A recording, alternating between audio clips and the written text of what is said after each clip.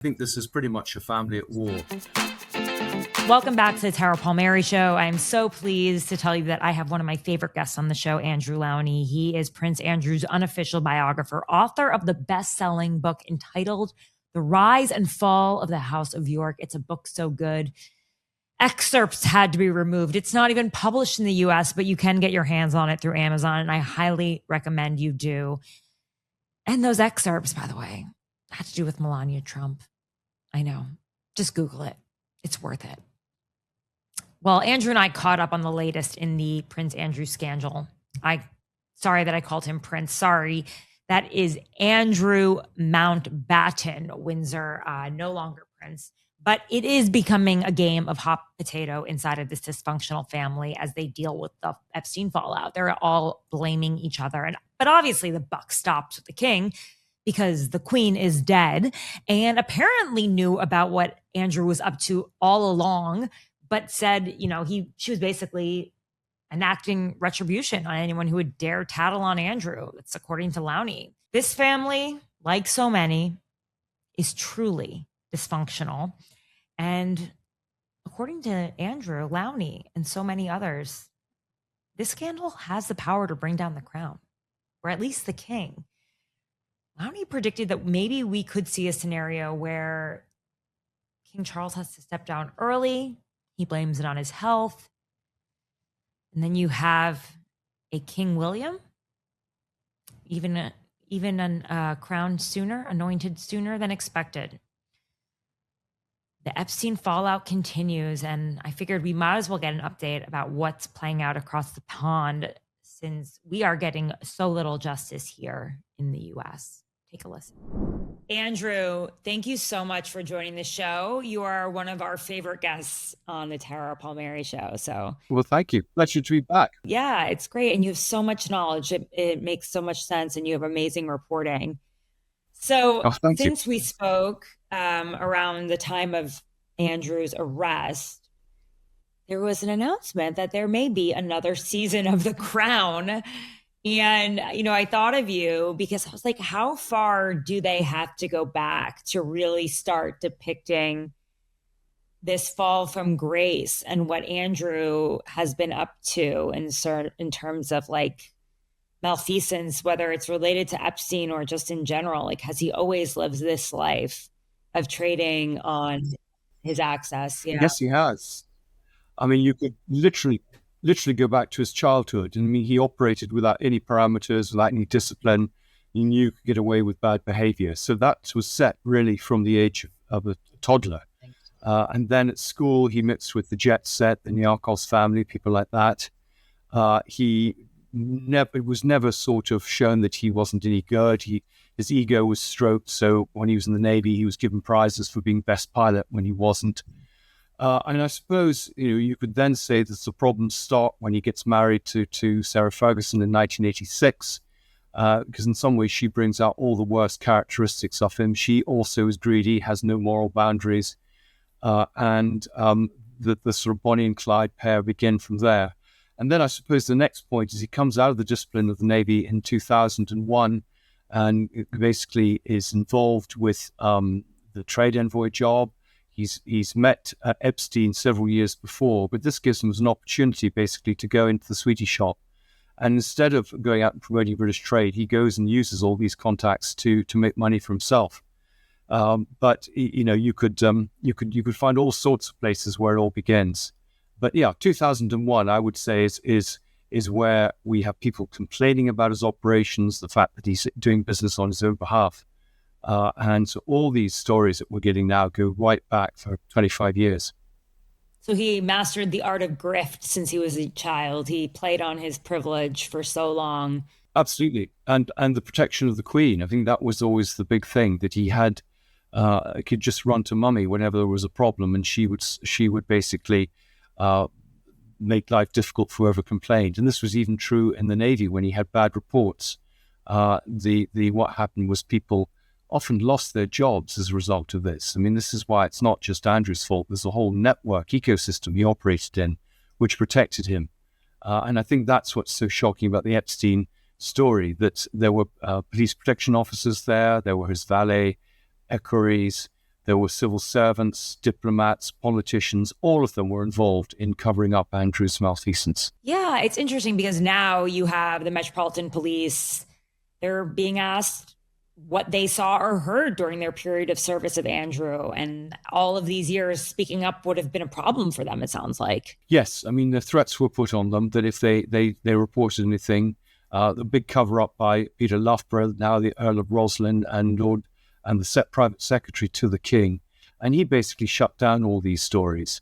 But I mean, I saw even in December, policemen were getting letters reminding them of their obligations of confidentiality and not to speak out. That was when Paul Page began to talk about prostitutes being brought into Buckingham Palace without anyone knowing who they were. So, in some ways, they're saying one thing in public, but actually they're doing something very different in private. It's horrible. It's really, really terrible, especially when you think about the fact that all of these people are being funded by the British taxpayers. Every last one of them. From the protection to the monarchy. Yes.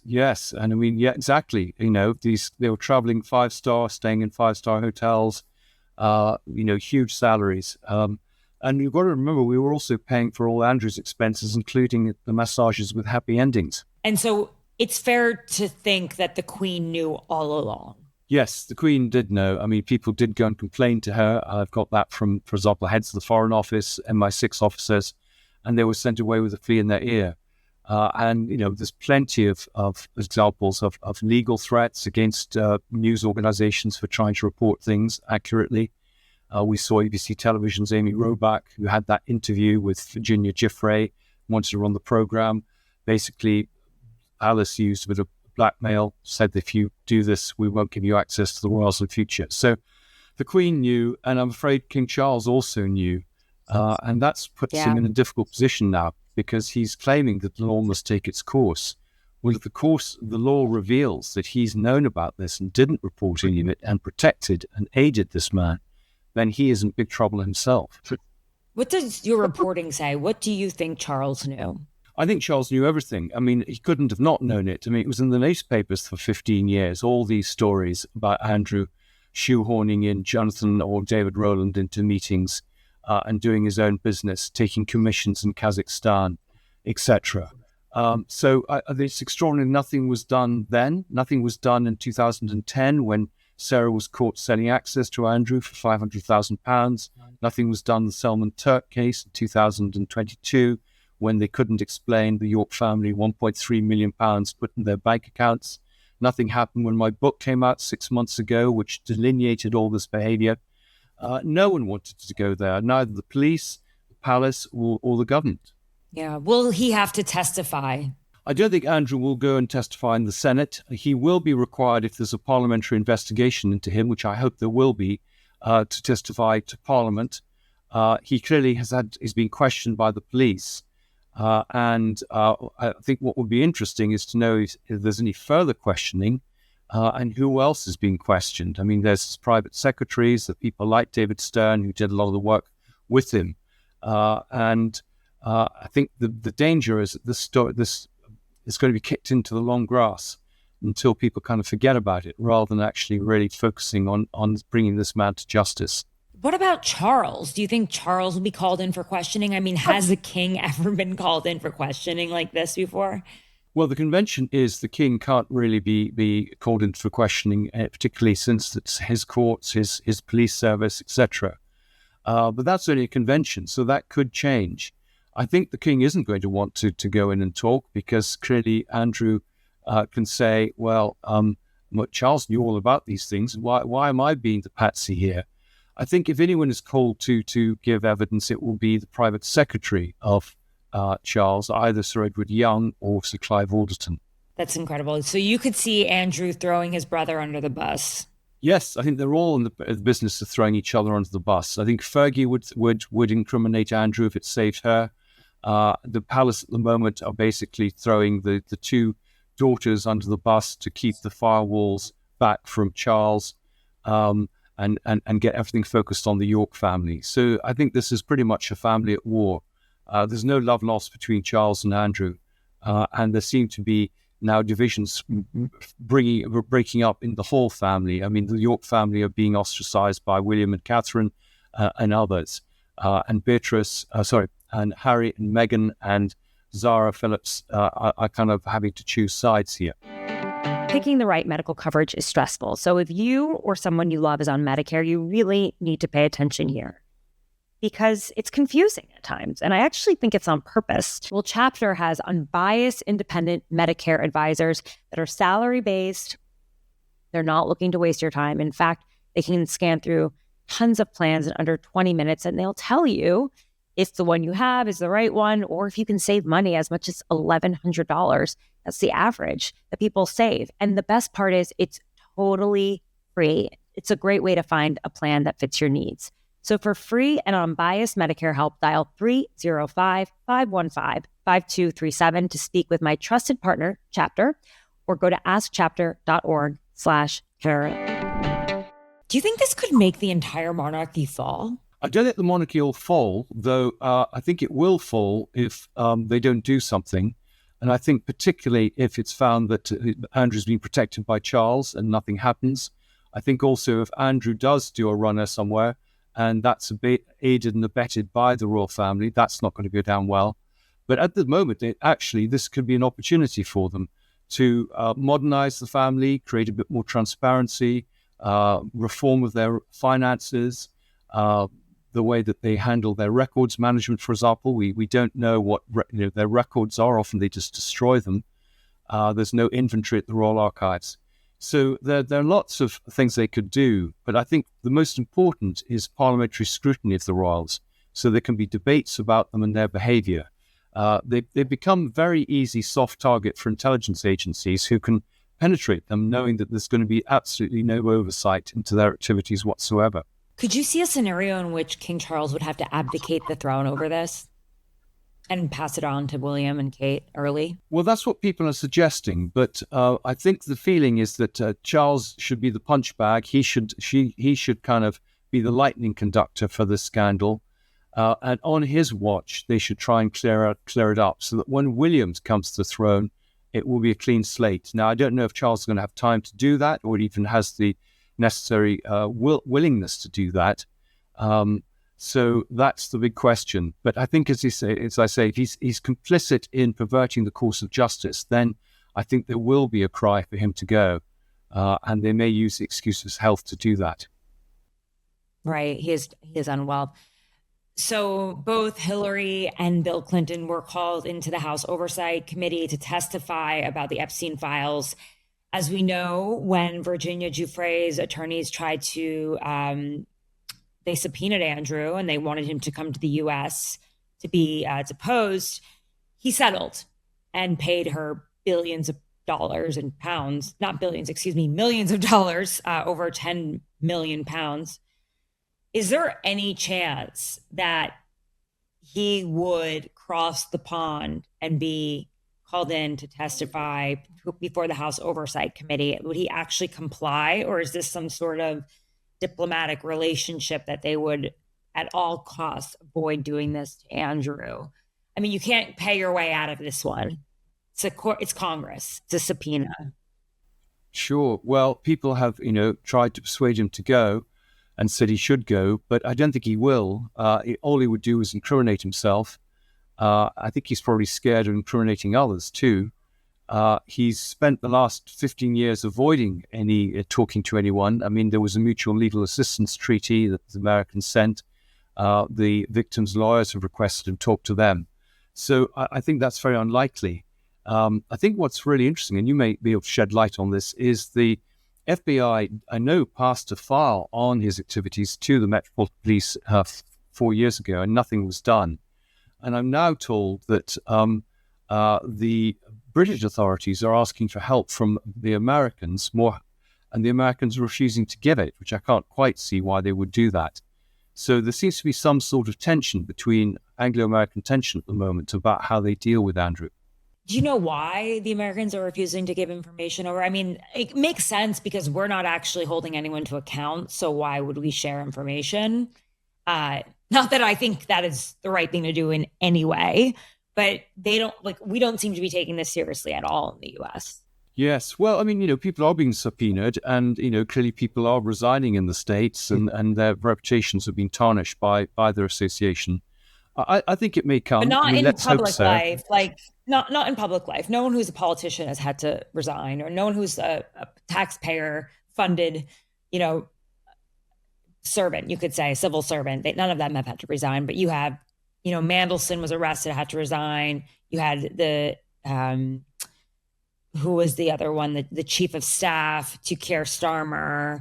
And obviously Prince Andrew has lost his title, but we haven't had anything like that. People from private companies have had to resign or were kicked up to the board with very handsome, settlement packages. Yeah, well, I mean, it is encouraging that at least I hope our law enforcement is independent of the executive, and they are doing it without fear and favor. Sadly, that doesn't seem to be the case in the States. But one can only hope that perhaps, things will change in the States. Department of Justice will actually do its job, and these people will be held to account. But we're hoping that the papers around the appointment of Andrew and Mandelson will be released. That was the problem with Morgan Sweeney, that I think he had pushed for an appointment against the wishes of, for example, the intelligence services. And I think people are keen to see why that, how that was allowed to happen. And I think this is why also that the scandal is turning into a national security scandal here in Britain, because the sense is that Andrew was working alongside Russian criminal gangs who were themselves linked to Russian intelligence, quite apart from all the Chinese spies in his entourage. So I think this story is going to get bigger before it finishes. I agree. And I don't know if you feel this way, but are the British people demanding that your Epstein files be released? Because I'm sure there are files in the intelligence services about Epstein in the UK. Yes, I'm sure there are files. I mean, certainly Andrew and Sarah were being watched because of their association with certain characters who must have been within Epstein's ambit. I think the problem here is our foreign intelligence service, according to the CIA, that never releases files. That's just the way it is. Our domestic intelligence, MI5, do release them, but not for many years after the case. So I think it would take special circumstances, and of course, then always exemptions that can be deployed, whether it's national security or personal data or relations with another country. So the danger is that even if they were to open stuff, we wouldn't actually get anything particularly sensitive. And it would come so late. I mean, and obviously we've been calling for the Epstein files since 2019, and it's 2026 right now, and we only have half of them. I often think that the 2.5 million files that we haven't seen are all intelligence-related files, right? And I wonder if there's more information about Andrew in those intelligence files that they are holding back because of national security, but it's really just a handshake between the US and the UK right now, and that's why they're holding it back. Yes, no, I think that could be a reason. I've certainly had occasions on previous books where material in American archives that they seemed very willing to give to me, for example, FBI files on Lord Mountbatten. I think the British then put pressure on the Americans, and actually not only were they kept closed, but they actually destroyed them. So these were files going back to 1943, which were destroyed in 2019 after I asked for them. So that is the danger. And we are much more secretive than the Americans. Can you tell us a little bit about these files and what you believe were in them? Well, I mean, the file that I found in the FBI papers, one file was a woman who went to the FBI in 1943 when Mountbatten was appointed Supreme Allied Commander Southeast Asia, working very closely with the Americans, and said, look, I know this man. She was a society sort of gossip columnist, and this man basically is a pedophile. And the FBI then began to create other files on this activity by Mountbatten, and those were the files I wanted to see. So I saw one, got the personal numbers, got in touch with the FBI, and then they said, well, these I'm afraid have just been destroyed. And I said, that's odd. I mean, you kept this other one. When did you destroy them? And they very honestly said, after you asked for them. That's insanity. Yeah, well, it seems criminal. It's very frustrating too, But we have this problem. Files that were open are now closed. We're going backwards in terms of freedom of information. And, it's all about controlling the narrative. And that's what Trump and his government are trying to do. It's what the royal family try and do in this country. The great modern democracies are falling before our very eyes because of sex crimes. Yes. And then it just kind of reminds you that it was all an illusion to begin with, frankly, right? Well, I think we have a bit more scrutiny, so these things now come out. I mean, the royals have always behaved badly, but no one knew about it in the past. And I think that's the change. But yes, and it's the stables need to be cleaned out in public life. I mean, on both sides of the Atlantic. So Prince Andrew was arrested, and in the US, being arrested is different than being arrested in the UK. Can you kind of explain for our audience the difference between being arrested in the UK and being arrested in the US, and why they haven't advanced the case against Andrew yet? Yes, I mean, the arrest was very interesting because all they did was they wanted to question him. Now, that could have been done by just asking him to come into the police station. But I think the concern was that he was going to make a runner, rather like Mandelson, and therefore they swooped in to try and catch him unexpectedly one morning. And you're right, normally you would expect with an arrest charges would follow. But this is really just basically taking some custody, questioning them, then releasing them. Now, they could have had various options. They could have charged them at that point because they felt they had enough evidence. They could have put him out on bail, thinking that he was clearly suspect for, that basically needed to have some control over him in case he did run away. They could have confiscated his passport. Now, they did none of those things. They just seemed to have literally let him go and said, we'll be in touch. So what happens next? Well, I think there are all sorts of things that could happen next. One is that that he's charged. It could be that it's going to take another year of investigations before anything happens. It could be that the Crown Prosecution Service says actually that we don't have enough evidence to bring charges. It could be that he's charged with sexual trafficking. I mean, he could also be charged with treason. I mean, he gave away classified information. So I think, there are lots and lots of different ways it can go. We could also have charges leveled against other people. I mean, David Stern, who was working with him, Amanda Thirsk, his private secretary. So, it's uncharted waters, this, and he could flee. I mean, he's presumably not very keen to go to the Middle East at the moment, but that option may return. So it's very difficult to prophesize what's going to happen. Are your sources telling you anything right now about what law enforcement is thinking? No, I mean, law enforcement are being very, very careful. I mean, I've talked to people who have investigated these sort of crimes and what might happen in the circumstances, but he is a very special, particular character, so they may not play things as they would with anyone else. I loved that picture of him where he's just like coming out of his questioning. Yeah, it's wonderful. I wish I could get it for the paperback. It'd be a terrific picture for a paperback. It was incredible. It said everything. I mean, was it that bad for him? Do you think it was that horrifying? Yeah, I think it was. I think it was the moment of realization that this was actually pretty serious and he was in deep trouble. I think up till now, he's not really accepted that there's any problem. I think he's felt that he wouldn't be charged, he wouldn't be convicted, he would still be protected. And if we think about it, okay, he's had his reputation trashed, but he's only had to move to a slightly smaller house and he can no longer call himself Prince Andrew. But suddenly the idea that he might spend the rest of his life behind bars, which is a possibility, I think really hit him. And I think the fact that it was reasonably unexpected, he had been tipped off the night before because you need permission to go on to the Sandringham estate. So he was prepared. He normally gets up late, slouches around in his dressing gown watching TV. He was up, dressed, shaved, and ready to go. But I don't think he expected that it would be as serious as it seems to be. And what's the latest on Lord Mandelson, the former UK ambassador to the US, one of the architects of the Labour Party? I mean, Keir Starmer, is he okay? Because clearly the Dark Prince, Lord Mandelson, was a huge part of his victory. And what's going on from the political angle? Yes, well, I think, Starmer is very very vulnerable. I think the thing is, no one wants to take on his job at the moment, so he's kind of been left there hanging. And that's a little bit, I think, what's happening with Charles as well. William doesn't want to step up into this mess and get compromised by it. So I think he's saying, look, you were you created this mess, to his father. You sort it out, and I'll come in when it's all cleared up.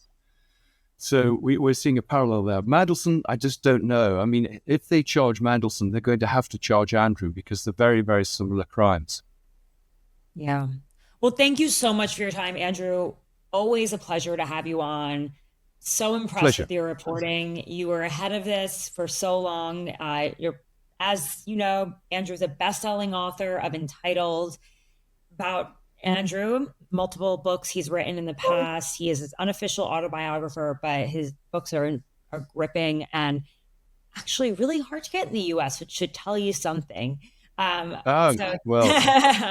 go on Amazon. You can still find them there. You can find more information about his latest book on Andrew in the description of this show. There will be a link to go straight to Amazon and purchase it for yourself. You will not want to put it down. So thanks again, Andrew, for coming on the show.